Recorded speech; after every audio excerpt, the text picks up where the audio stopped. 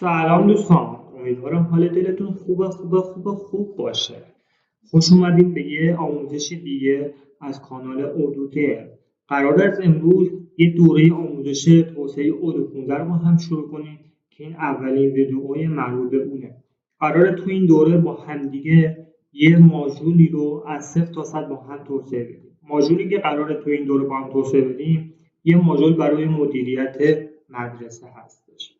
خب همینجا شما می‌بینید که ما یه عالمه ماژول مربوط به خود اودو 15 رو داریم، مثل ماژول سیلز، مثل ماژول CRM، مثل ماژول MRP، وبسایت، اینونتوری و غیره. خب ما می‌خوایم یه ماژول مثل این ماژول‌ها بسازیم و اینجا بتونیم نصبش کنیم و در آخر هم بتونیم روی سرور دیپلویش کنیم. خب برگردیم به پایچارممون. اینجا توی کاستوم الان ما فعلا هیچ ماژولی رو نداریم. خب من اینجا یه کلیک راست میکنم، روی یه نیو دایرکتوری ایجاد میکنیم. اینجا باید اسم ماژول رو وارد کنیم. من اسم ماژول رو میدم od underline school که od مخفف اودو devه که همون اسم کانالمونه و اسکول هم برای اینکه میخوایم یه ماژول برای مدیریت مدرسه ایجاد کنیم. خب من اسم ماژول رو گذاشتم اودی اسکول. به این اسم نام فنی هم میگن که بعدا از این نام فنی در جای مختلفی باید استفاده کنیم که بهتون میگم.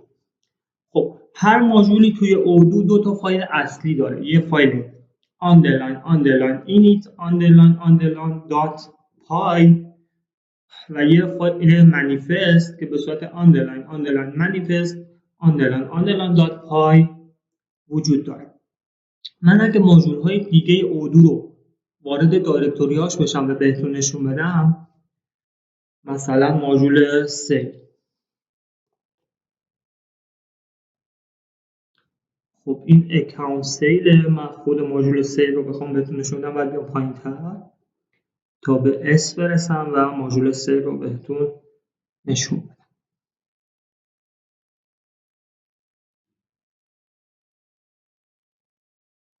خب اینجا ماژول سیل. من ماژول سیل رو می‌بینم که یه عالمه دایرکتوری داره و اون دو تا فایل اصلی که بهتون گفتم init.py و manifest.py رو هم داره. خب من وارد manifest.py این میشم و تمام این قسمت ها رو اینجا من کنترل A میزنم و سپس کنترل C تا همه اینها رو کپی کنم و توی ماژولی که قراره خودمون با هم دیگه توسعهش بدیم اینو قرار بدم. خب من داخل اودی اسکول یه فایل جدید ایجاد میکنم به نام underline init underline dot py و همینطور یک فایل دیگه ایجاد میکنم به نام underline manifest underline dot py و اون قسمتایی رو که از ماژول سیلز کپی کردم و اینجا با کنترل V پیست میکنم و قسمتایی که احتیاج نیست من از اینجا حذف میکنم تا ساده ترین حالت فایل منیفست رو اینجا داشته باشیم.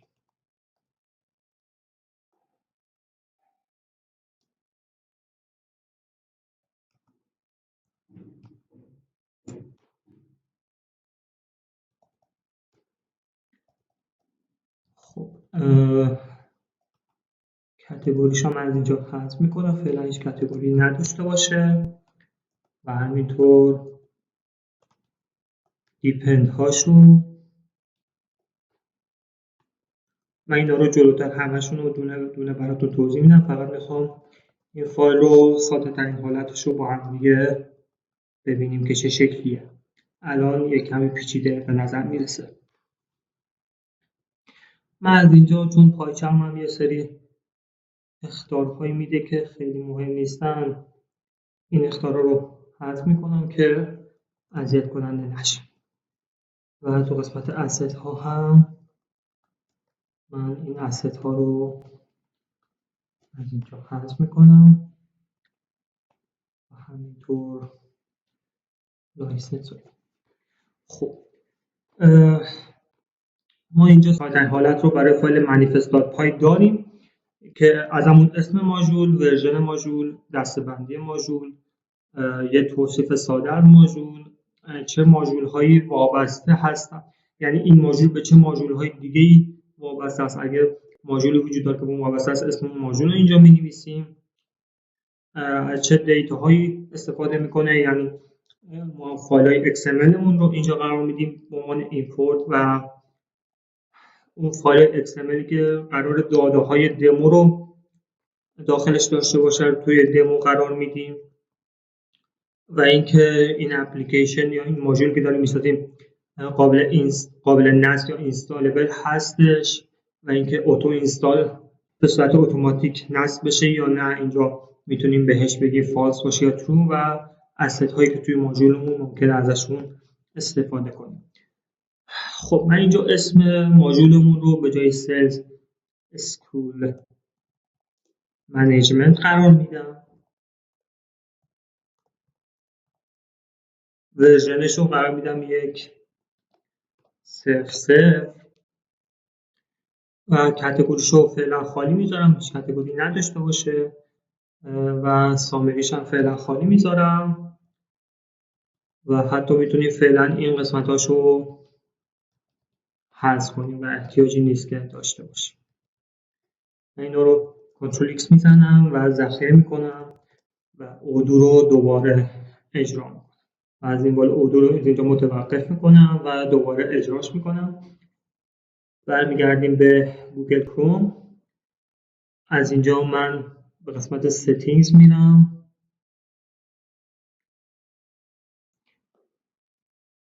و حالت دیولپر مود رو فعال میکنم و بعد لیست ماژول ها رو یه بار دیگه آپدیت کنم تا ماژولی که ایجاد کردیم با همدیگه قابل مشاهده باشه. به لیست اپلیکیشن ها میام و از این قسمت آپدیت اپس لیست رو میزنم و سپس به دکمه آپدیت کلیک میکنم تا لیست ماژول هامون آپدیت بشه. بعد از اینکه لیست ماژول آپدیت شد، اینجا اون ماژولی که با هم دیگه ساختیم رو جستجو میکنیم. مثلا من میزنم اسکول. خب من این قسمت چون ماژوله و اپلیکیشن نیست، باید این اپسش رو از اینجا بردارم. می‌بینیم که اون ماژولی که ساخته بودیم اودی اسکول نام فنیش رو اینجا نشون میده و نیمی که توی manifest.py بهش دادیم رو اینجا نمایش میده و ما میتونیم این ماژول رو نصب کنیم. اما اگه بخوایم اینجا فیلتر اپلیکیشنش باشه، یعنی این ماژول رو به عنوان اپلیکیشن هم بشناسه، باید بریم تو فایل manifest.pyش و اینجا اپلیکیشنش رو ترو کنیم.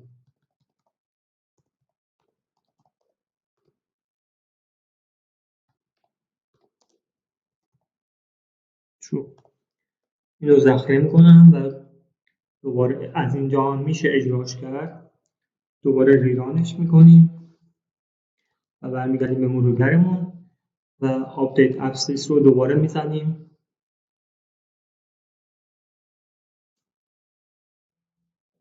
و بعد اینکه دوباره لیست ماژولمون آپدیت شد، بدون برداشتن فیلتر اپلیکیشن میتونیم ماژولمون رو جستجو کنیم تا همون نمایش داده بشه. می‌بینیم که ماژولمون به عنوان اپلیکیشن هم الان شناخته میشه و میتونیم اون رو نصبش کنیم. خب من اگه وارد ماژول اینفو بشم تا اطلاعات بیشتر ماژول رو بهمون بده، می‌بینیم که تکنیکال نیمش اودو اسکول یا همون نام فنیش اودو اسکوله. لایسنسش LCPL ورژن 3 به صورت پیش‌فرض LCPL 3 قرار میگیره. ما میتونیم اینو تغییرش بدیم و می‌بینیم ورژنش رو گفته که 1.0.0 15.0 رو خودش به صورت پیش‌فرض چون اودو 15 قرار میده و 1.0.0 رو ما قرار دادیم.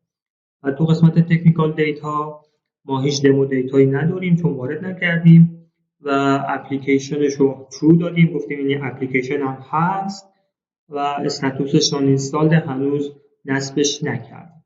خب حالا میتونیم بریم اون قسمت‌های دیگه مربوط به فایل منیفست رو اینجا قرار بدیم. میتونیم بگیم که دسته‌بندی داشته باشه، فعلا نمیخوایم داشته باشه. یه سامری میتونیم بنویسیم، مثلا دوباره اسکول منیجمنت. اینجا میتونیم بنویسیم an apps get manage school هم براش قرار میدیم other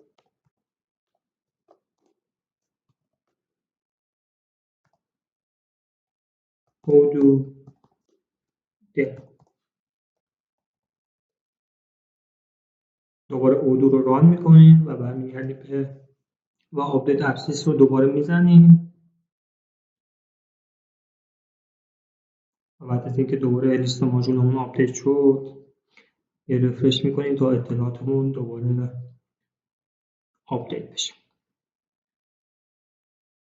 خب اینجا احتمالاً یه مشکلی وجود داره. من برمیگردم به لیست اپلیکیشن هامون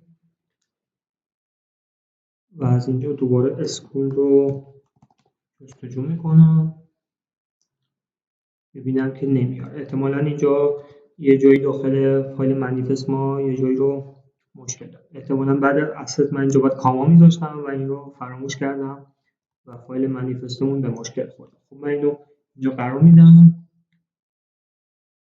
و دوباره اجرا میکنم و برمیگردیم به اودو. از اینجا دوباره آپدیت ابسیس رو من میزنم و روی آپدیت کلیک میکنم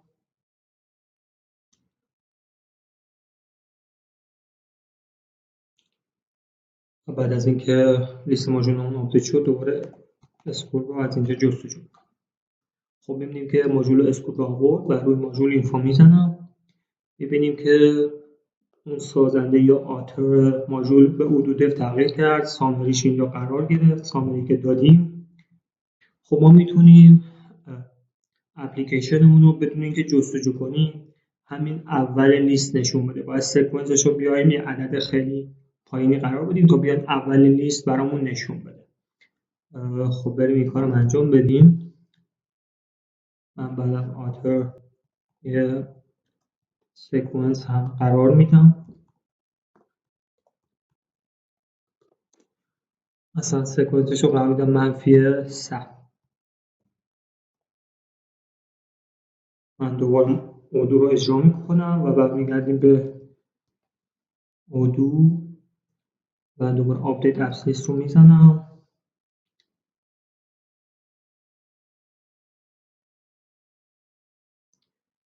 و یه بار اودو رو رفرش میکنم.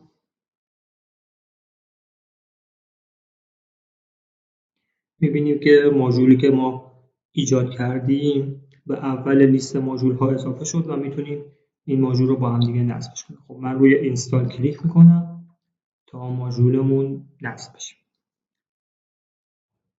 خب ماژولی که با هم دیگه ایجاد کرده بودیم یه ماژول خیلی خیلی ساده است که با هم دیگه نصبش کردیم ولی هنوز هیچ فانکشنالیتی یا کاربردی نداره و هیچ نقشی توی سیستم اودو ما اجرا نمیکنه که ما قراره توی این دوره کم کم با هم دیگه این ماژول رو توسعه بدیم و فیچرهای مختلف بهش اضافه کنیم که بتونیم یه اپلیکیشن برای مدیریت مدرسه کامل با هم دیگه داشته باشیم و سپس اونو روی یک سرور دیپلویش کنیم. خب ما یک ماژول خیلی خیلی ساده با هم دیگه ایجاد کردیم. در ویدیوهای آینده قراره با هم دیگه یاد بگیریم چجوری مدل ها رو بسازیم، چطوری ویو ها رو بسازیم، چطوری به این ماژول فانکشنالیتی های مختلف اضافه کنیم و با هم دیگه یاد بگیریم چجوری یه ماژول کاربردی توسعه بدیم. امیدوارم که از این آموزش لذت برده باشین و حتما آموزش های بعدی ما رو که مربوط به همین دوره آموزش توسعه اودو 15 باشه رو هم ببینین و ازش استفاده بکنیم. اگه سوالی داشتین، نظری داشتین، انتقادی، پیشنهادی حتما توی کامنت ها برام بنویسین. اگر این ویدیو رو دوست داشتین حتما لایک کنین و به دوستانتون هم پیشنهاد کنین و حتما فراموش نکنین توی کانال ما هم سابسکرایب کنین و زنگوله رو هم بزنید تا هر وقت من ویدیو جدید گذاشتم براتون نوتیفیکیشن بیاد و بیاین حتما ویدیو رو ببینید. خیلی ممنونم از اینکه این ویدیو رو دیدید. خدا نگهدارتون.